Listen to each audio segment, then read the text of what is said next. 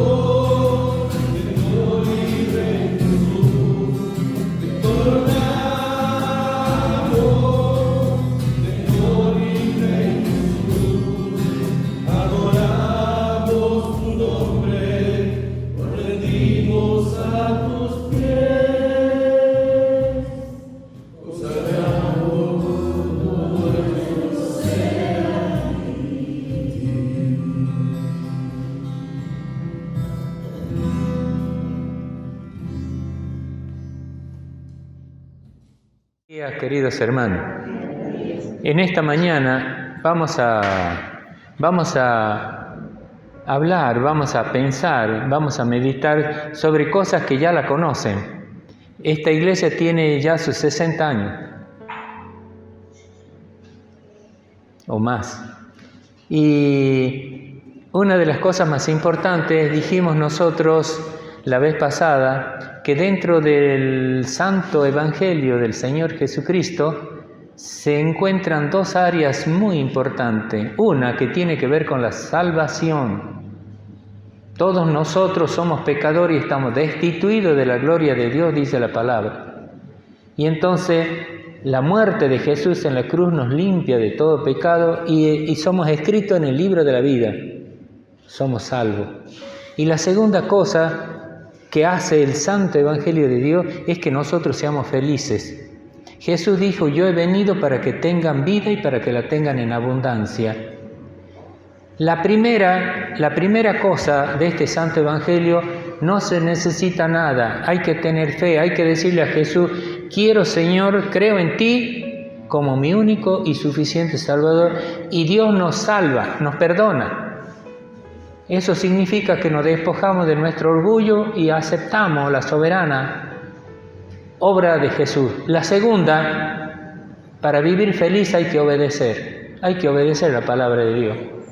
El desobediente es infeliz. Ojalá esté sentado acá en la iglesia durante 30 años. El que no obedece es infeliz. Entonces, como a mí me parece muy importante que sigamos pensando en este Santo Evangelio de Dios, en esta mañana voy a tratar de recordarles, no enseñarles por primera vez, que la obediencia es algo fundamental. La obediencia a la palabra de Dios es fundamental. Ustedes y yo podríamos preguntarnos, ¿por qué razón?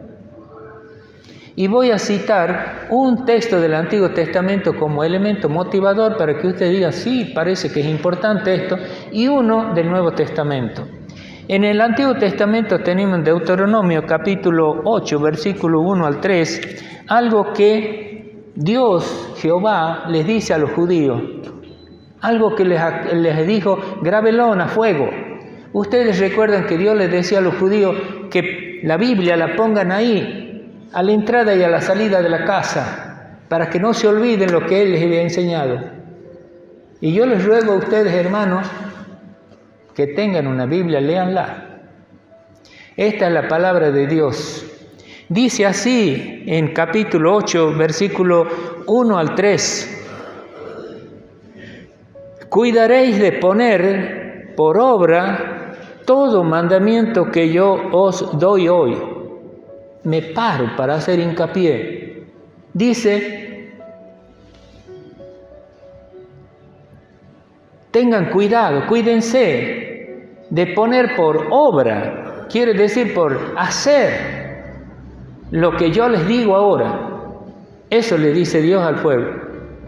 Tengan cuidado, porque lo que yo les voy a decir, quiero que lo pongan por obra. No que lo escuchen, no que se olviden, pónganlo por obra. Y él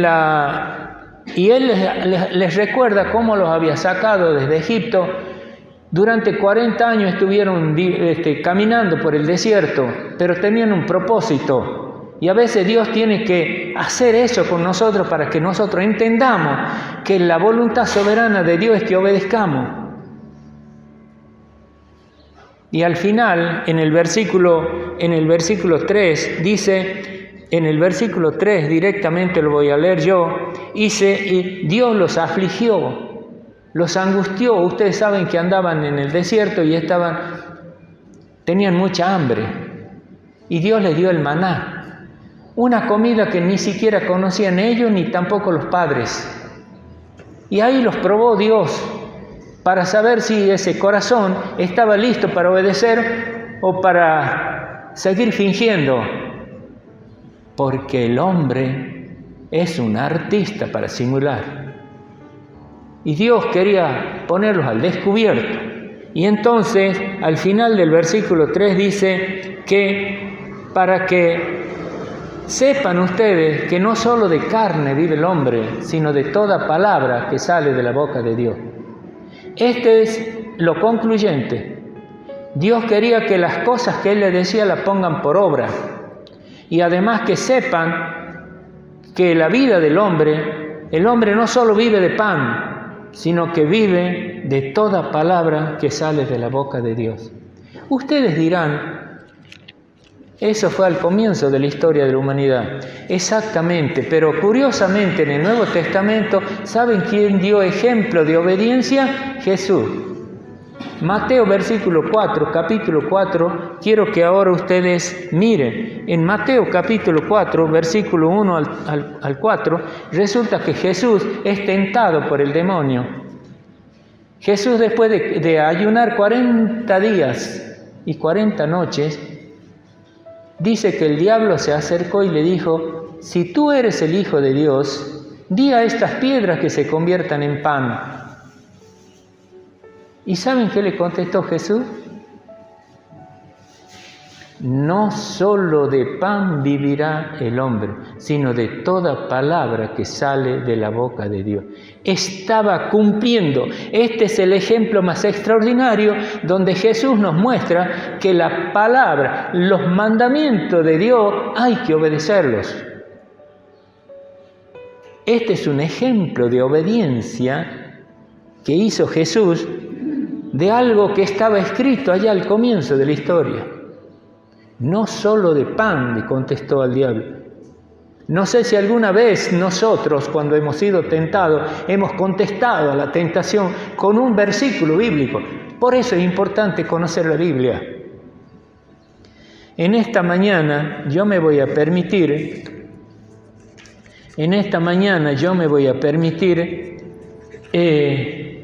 reflexionar sobre 3 aspectos que tienen que ver la obediencia sobre nuestra vida.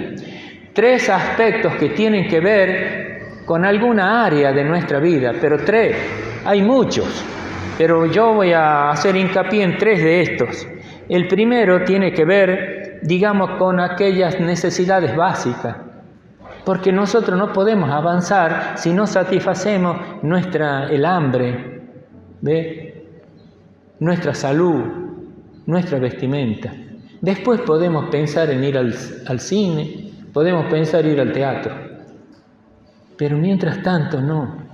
Y entonces quiero mostrarles en Lucas capítulo 5, versículo 1, la obediencia a Dios en ese momento difícil de nuestra vida que estamos luchando por esas necesidades básicas. Y acá, en Lucas capítulo 5, versículo 1 al 6, resulta que aquí Dios, el relato bíblico, tiene un subtítulo muy interesante, la pesca milagrosa. Es la historia de una pesca donde los futuros discípulos de Jesús habían pescado toda la noche y no pescaron nada. Acá está la historia. Bueno, ¿Qué pasó en esta historia, hermanos?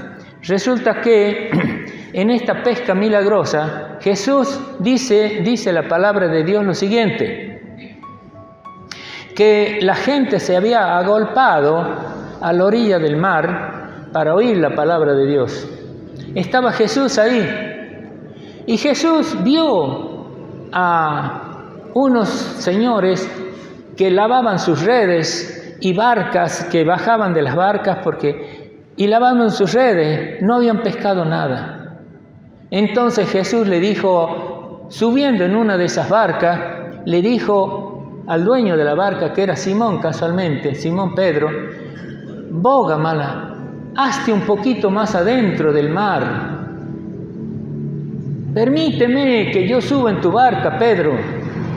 Y Pedro le dijo, sube. Y entonces él se hizo más adentro y de ahí predicaba Jesús. Quiero que ustedes reflexionen, hermano, que Pedro, con toda razón, podría haberle dicho, Señor, ¿sabes qué? Estoy cansado, no me molestes. Yo ya sabes que estoy lavando las redes para irme a la casa. No veo la hora de llegar para dormir. Encima estoy de mal humor. Toda la noche hemos laburado como negro y no hemos pescado nada. Sin embargo, Pedro fue amable con Dios. Hay momentos en la vida, hermano, que más vale que seamos amables con Dios.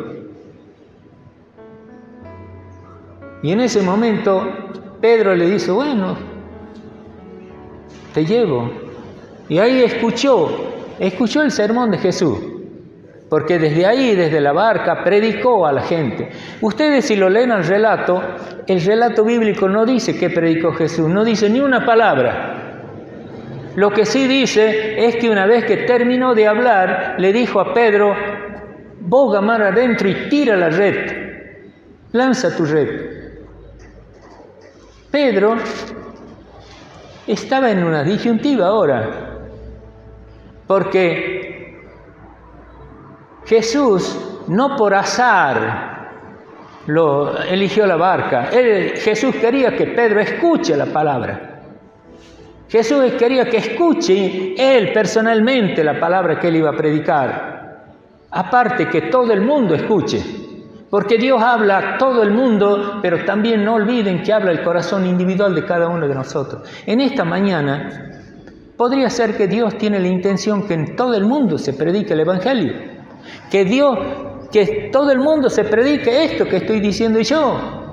Pero estoy seguro que Dios quiere individualmente que ustedes, cada uno, escuche lo que estoy diciendo. Porque cuando dice Jesús, lanza tu red, Pedro, ahora,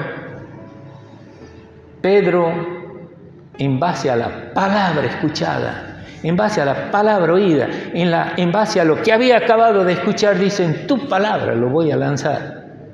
Y Dios eso bendice. Está esperando que nosotros seamos más honestos con Dios, que hagamos un examen de conciencia y digamos, voy a lanzar la red que vos me dices, en tu palabra la voy a lanzar. Y dice que la red se rompía. Era tanta la pesca que habían logrado que en realidad esta red se rompía. Es así como en realidad Pedro es bendecido. Pedro ahora tenía mucha comida, estaba listo para seguir a su casa. Entonces, hermano, yo creo que hay cosas que Dios no nos bendice porque no lanzamos la red, no hacemos caso a la palabra de Dios. Somos muy testarudos. Les voy a contar una historia, como no es cosa nueva, capaz que ya la han escuchado muchas veces, pero vale la pena porque viene al caso. Ustedes saben que hará muchos años ya, en una oportunidad don Ángel Chandú me contaba que él escuchó en la iglesia Calle Plata a un hermano que vino de Buenos Aires contando una historia. Y esta historia tenía que ver con un comedor comunitario que tenían en Buenos Aires. Había un hermano de una iglesia que él hacía té, mate cocido y le daba a los chicos pobres en una de las iglesias de Buenos Aires.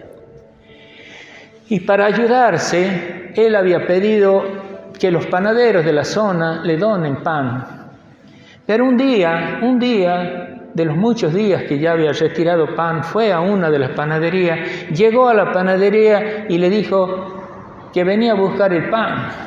Ese día el panadero estaba tan harto, tan lleno de problemas, que estaba enojadísimo. Es lo que podríamos decir, estaba totalmente desconocido. Entonces, cuando se presentó el hermano, este panadero lo que hizo, lo escupió en la cara y le dijo: ahí tenés tu pan. El hermano sacó su pañuelo, se limpió la cara, mientras pensaba en los textos bíblicos. Dios nunca desampara a sus hijos. Terminó de secarse y dijo él: bueno, está bien, amigo, este es el pan para mí, pero ¿y el pan para mis chicos? Según la historia contada, me dijo don Ángel que ese día el amigo, este hermano que predicaba en Calle Plata, dijo que el panadero, humillado, le dio el doble de lo que le tenía que dar. Este hermano, quiero que ustedes noten, la Biblia dice que a dura palabra, blanda respuesta. Él lo único que hizo es obedecer a la palabra de Dios. En el momento difícil hay que actuar conforme a la palabra de Dios. Y por eso es importante saber lo que la palabra de Dios dice. Dios nunca desampara a sus hijos. Eso lo tengamos por seguro. Estemos donde estemos. Es decir, Dios hay que responder conforme a la palabra. La segunda cosa que quiero hacerles ver, la importancia de la palabra de Dios en nuestra vida, quiero hacerles ver en otra área, en la área que tiene que ver con la sanidad interior, con la sanidad personal, espiritual. Miren, hay lugares, casi digo, hay hermanos que piensan equivocadamente que ellos tienen el poder particular de la sanidad espiritual. Yo eso no creo, yo creo que todo el mundo, el Hijo de Dios, tiene la sanidad, la posibilidad de ser sano espiritualmente. Yo no he ido a ninguna otra iglesia, aparte de ir a predicar, pero yo acá he encontrado todo lo que he buscado para mi vida espiritual. No hay privilegios. Dios es para todos. Y es así como en realidad a mí me pareció de suprema importancia buscar en la Biblia la respuesta para mis problemas. Es así como voy a invitarlos ahora a leer un texto de 1 Tesalonicenses 5:18. En Tesalonicenses 5:18 dice lo siguiente. Ya deben saberlo de memoria, hermano. Tantas veces y que hice hincapié en este texto. Dad gracias a Dios en todo, dice la Biblia acá. Dad gracias a Dios en todo, porque esta es la voluntad. 1 Tesalonicenses capítulo 5, versículo 18. ¿Qué dice? Dad gracias a Dios en todo, porque esta es la voluntad de Dios para con vosotros en Cristo Jesús. Dad gracias a Dios en todo. Esta afirmación categórica de la Biblia no es cualquier cosa, ni simple cosa. Pónganse a pensar que Dios dice, den gracias a Dios en todo. Normalmente nosotros no estamos preparados para dar gracias por todo. Hay cosas que nos duelen, diría hasta el alma. Hay cosas que nos suceden que nos sentimos heridos profundamente. Sin embargo, la Biblia dice, dad gracias a Dios en todo. Y diría, y lo afirma tan categóricamente que dice, porque esa es la voluntad de Dios para con vosotros en Cristo Jesús. Es como, ustedes sí somos nosotros muy sueltos de cuerpo para decir voy a orar para saber la voluntad de Dios. En esta mañana Dios te está diciendo eso. La voluntad mía, un aspecto es que des gracias a Dios en todo. Ya lo tenés a la respuesta. Dad gracias a Dios en todo, porque esta es la voluntad de Dios para con vosotros.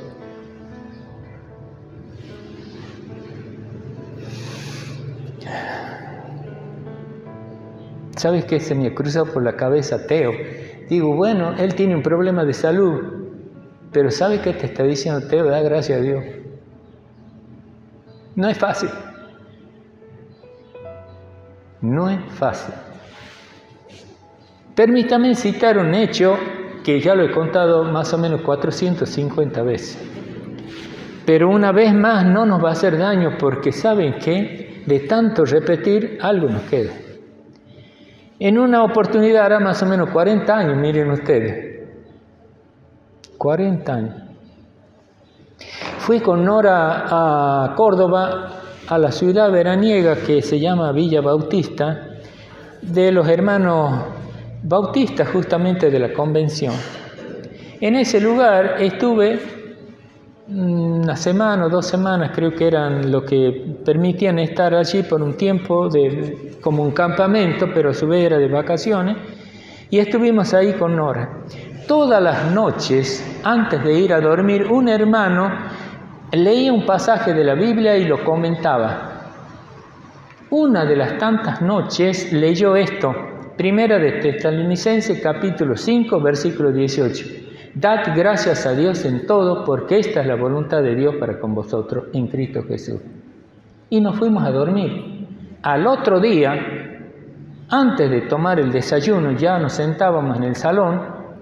El hermano que dirigió la noche anterior preguntaba a todos los que habíamos escuchado si había alguien que quería decir algo sobre lo que habíamos escuchado esa noche anterior.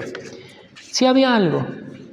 Sí. Entonces una hermana de ahí del grupo se paró y dijo, levantó la mano y dijo, yo tengo 2 cosas para decir. La primera, que hace más o menos 10 años murió mi marido.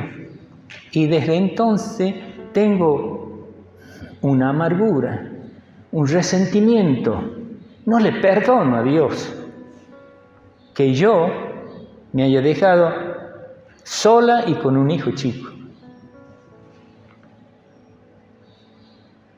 Y la segunda cosa que tengo para contarle es que hace 1 año mi hijo ha muerto. Sí estaba amargada y resentida y llena diría, creo que demasiado fuerte odio, pero no podía digerir eso.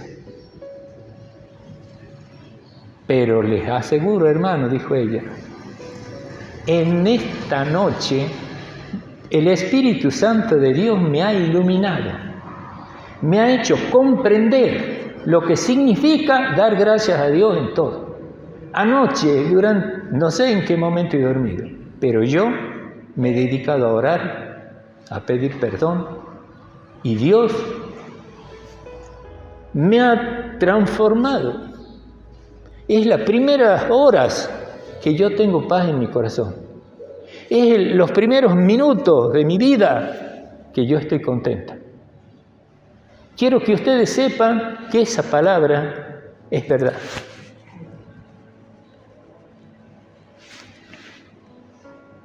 Ahora, yo cuando he escuchado eso, hermano, he quedado profundamente, diría, conmovido por el testimonio de esta mujer. Entonces, ¿yo qué podía hacer? Venir y contarle a los hermanos. He venido y les he contado. Y les dije, miren lo que pasó. Más o menos pasó unos días, menos de una semana, y sufrí un accidente automovilístico junto con otro hermano. Íbamos a ver un trabajo de albañilería. Y entonces, mientras íbamos, ustedes saben, violentamente un automóvil que no tenía razón de ser, lo chocó al hermano que iba conmigo. Nosotros íbamos en 2 motos. Yo tenía una motoneta y mi hermano Juan Carlos Costilla tenía una motocicleta, pero él siempre iba despacito.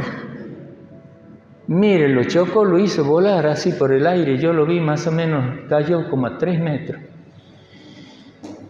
Digo, lo muerto.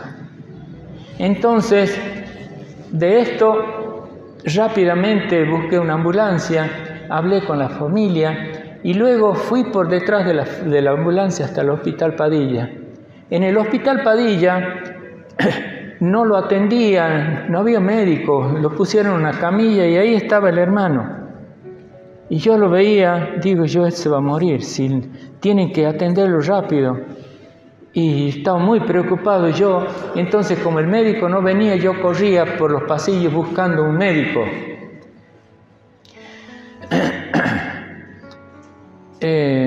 Acá adelante, pasa, hermana, tenés asiento aquí.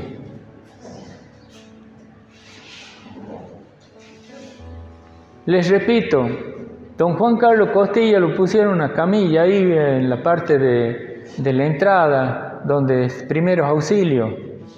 Y yo, como no venía el médico, corría a buscarlo, no lo encontraba.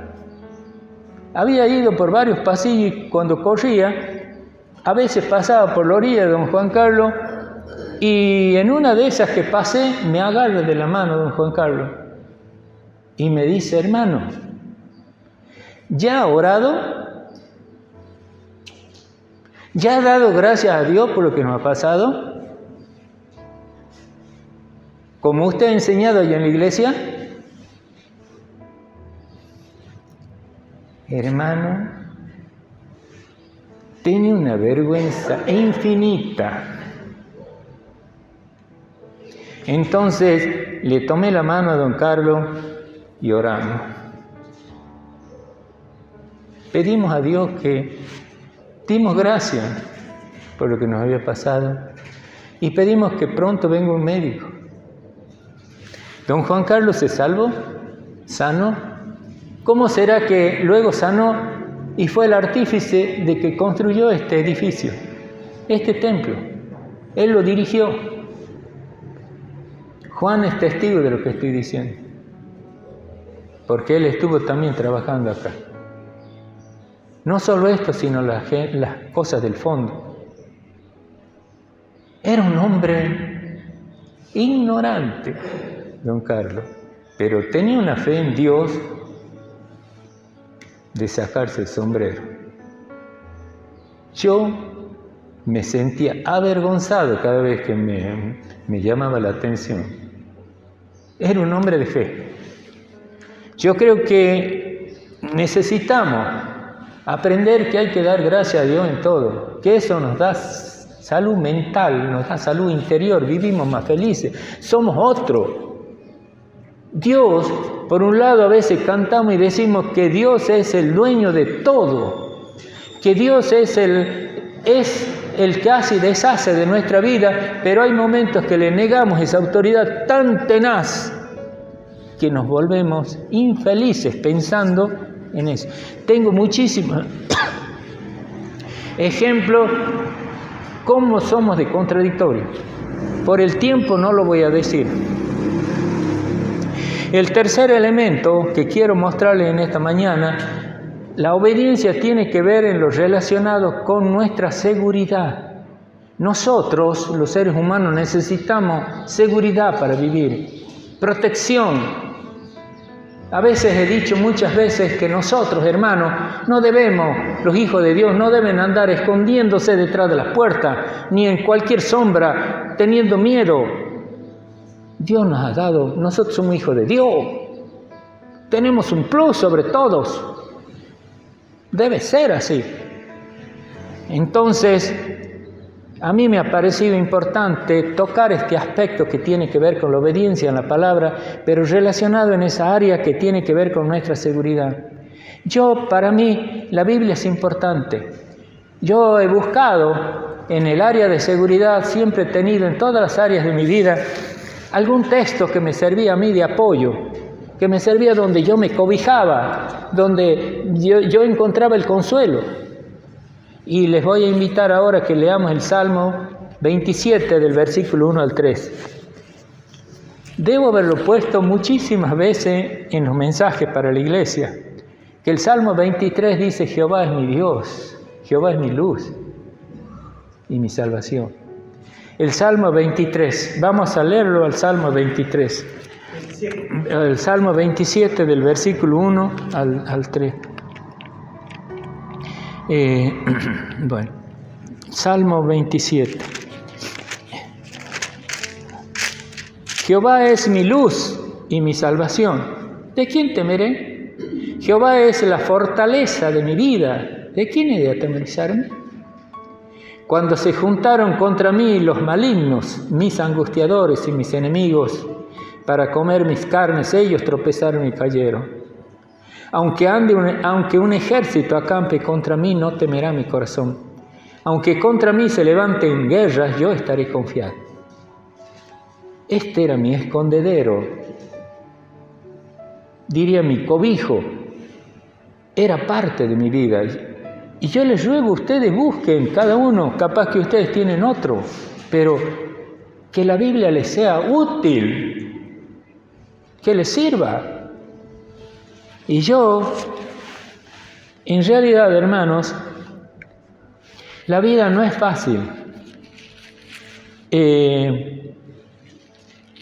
Por lo menos en grandes, diría macroscópicamente hablando, he tenido 3 áreas, 3 grandes realizaciones o actividades en mi vida hasta el momento. Y una ha sido mi trabajo secular, que he enseñado en la escuela. Y la otra, la iglesia y mi hogar. Son 3 cosas donde yo he dedicado mucho tiempo.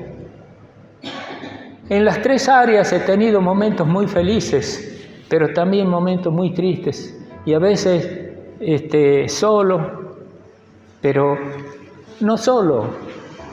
Yo me repetía: Jehová es mi luz y mi salvación. Yo me lo repetía, porque en realidad ese es el eco de la cuestión. La palabra de Dios es poder. Pablo dice que es potencia de Dios, que puede transformar al ser humano.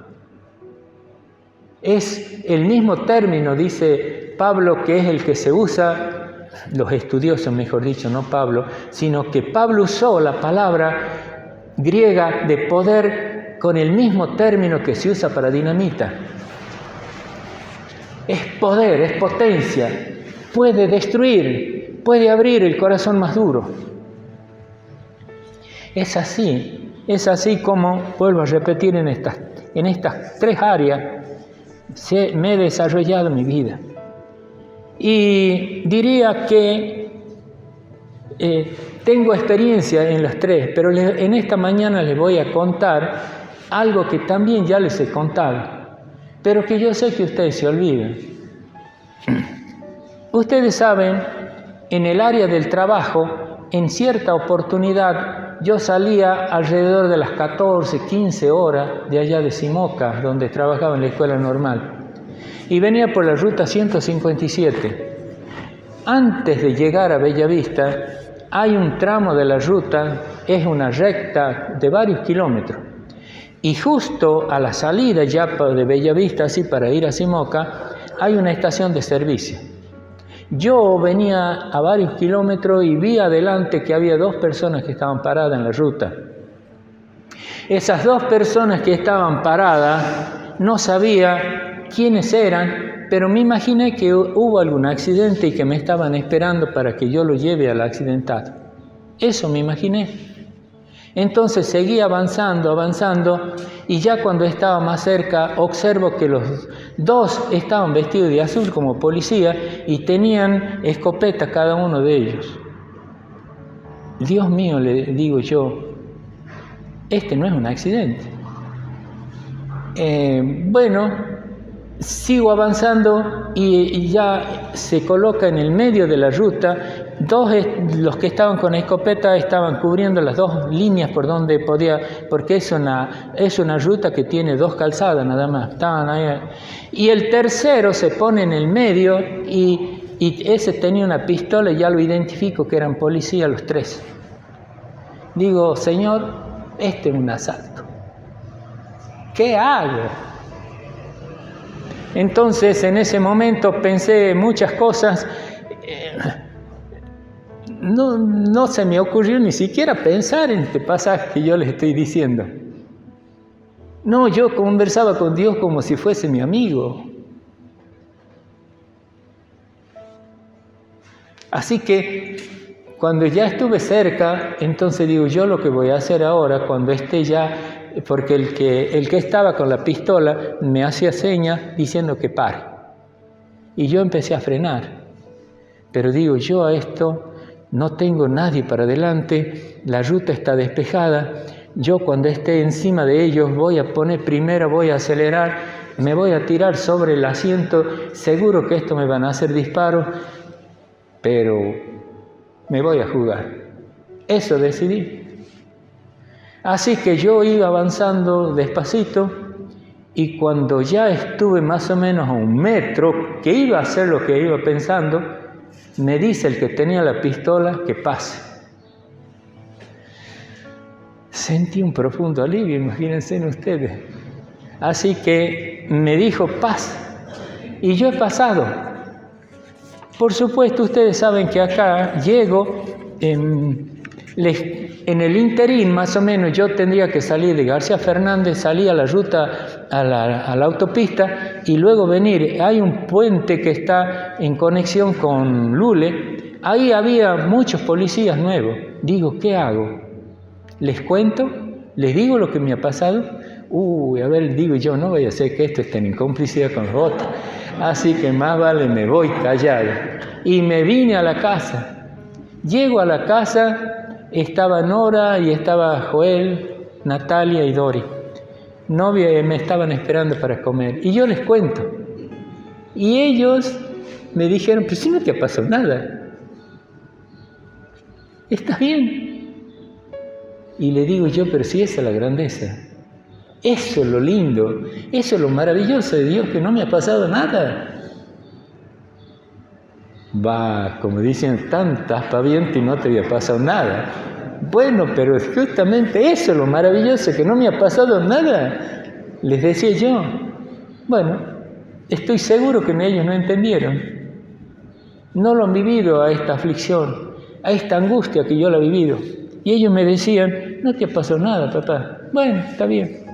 Así que ustedes saben, más aún, yo les conté a mis compañeros y me decían, ¿qué tenés, coronita? Me cargaban.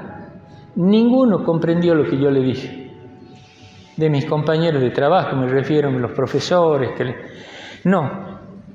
Pero ustedes saben que pasó más o menos una semana y asistí a un casamiento, que era el casamiento del hijo de Yolanda, mi hermana.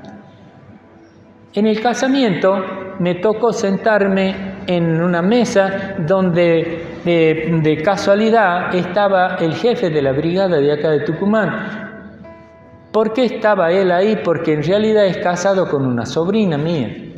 Entonces él estaba ahí y bueno, conversación va, conversación viene. Entonces conversamos de las cosas que nos pasan y yo le conté lo que había pasado y que me habían detenido esos 3 policías. Ah, dice, sí, ya los detuvimos.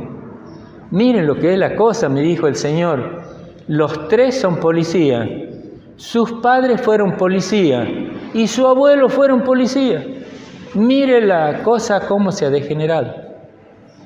Y ellos habían elegido hacer asaltos tanto de todos los camiones que llevaban mercadería ahí en la zona esa de Bellavista, a la salida. Entonces yo le dije, ¿y por qué no me han detenido a mí? Y me dice en primer término él, es que usted era muy conocido, es un personaje conocido. Entonces seguramente ellos sabían quién era usted. Ah, le digo, bueno, está bien. Pero luego se quedó un ratito callado y dice, también he observado una cosa de los 3 detenidos. Uno de ellos decía que usted tenía guardaespaldas, que iban armados. Y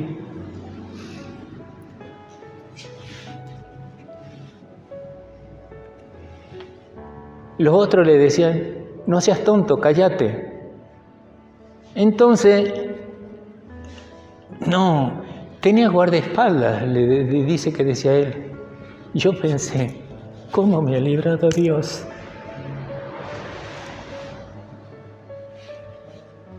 Yo creo, a veces oramos, y yo les aseguro que es cierto lo que voy a decir, yo oro, pido a Dios que sus ángeles me protejan.